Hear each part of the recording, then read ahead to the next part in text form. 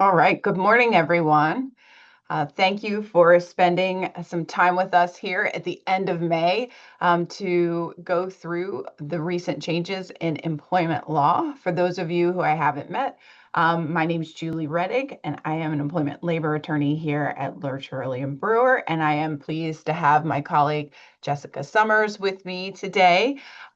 Jessica is also in our employment and labor group, and she is going to be covering the multitude of changes in Virginia employment labor law that we have this year.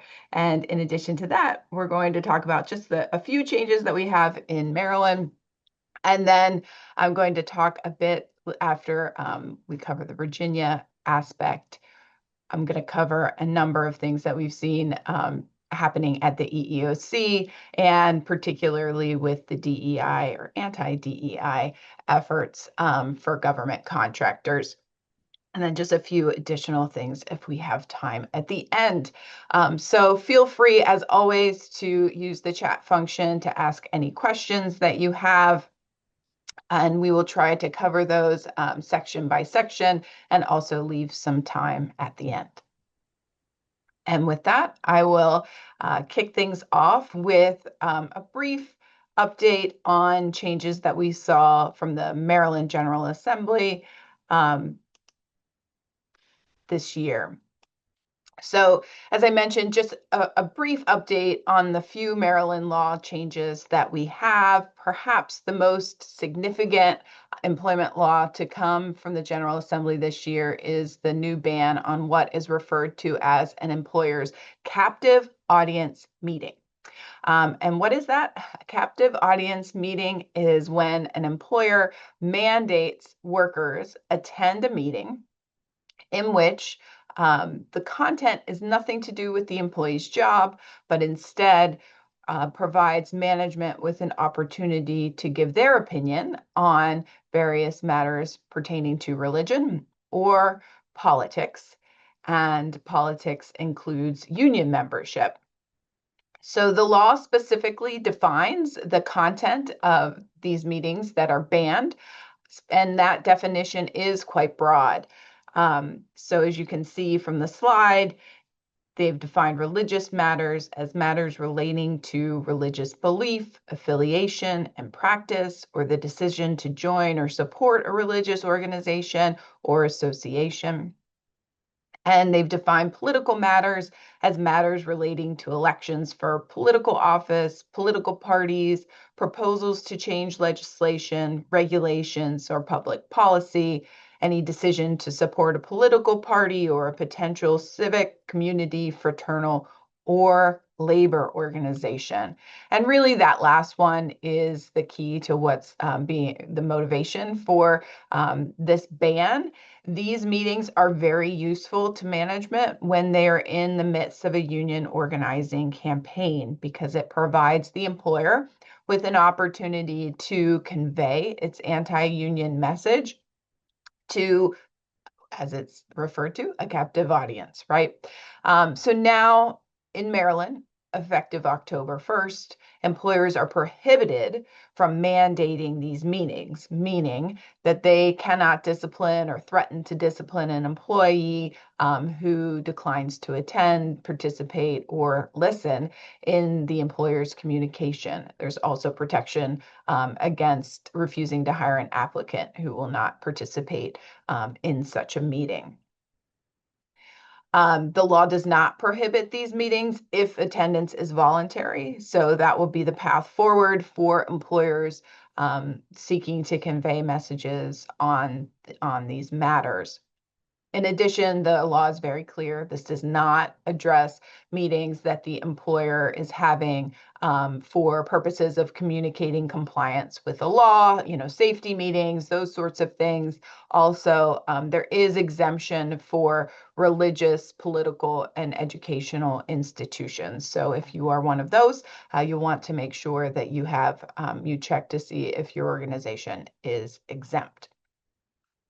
There are penalties for violations, and they are up to $10,000 for your first violation, and then go up to $25,000 for subsequent violations.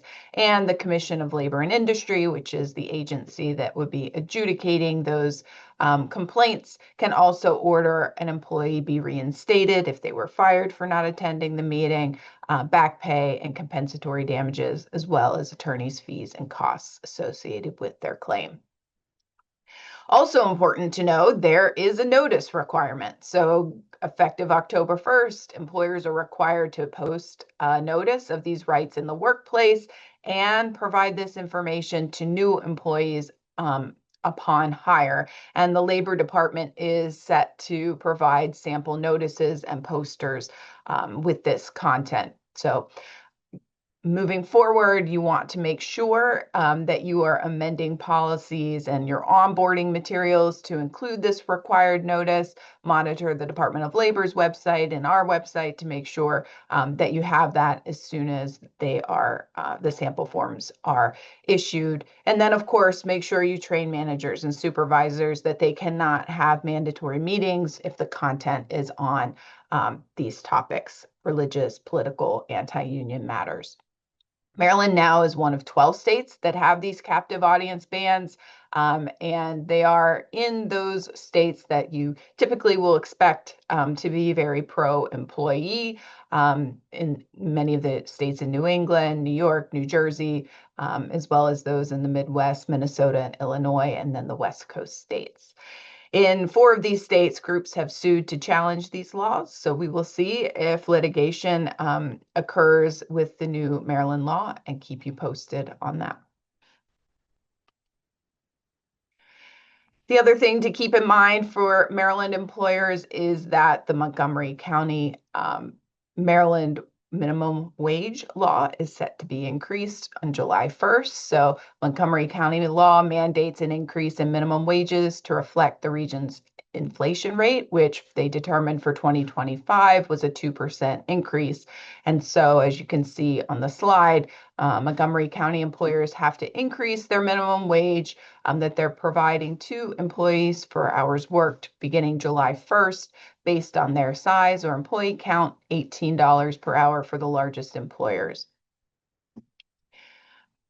And then finally, just a quick note that Maryland did amend its earned wage access law that it passed last year. That law classified earned wage access as a loan subject to the state's consumer loan law and set maximum fee limits for employees who are seeking expedited delivery of earned wage access.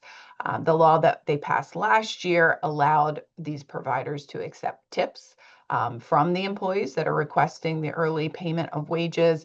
And this year, the General Assembly decided to eliminate that ability for these providers to accept tips. And in addition, it implemented some anti-discrimination policies that prohibit these providers from making any kind of discriminatory decisions on the basis of a protected class to any individual seeking earned wage access.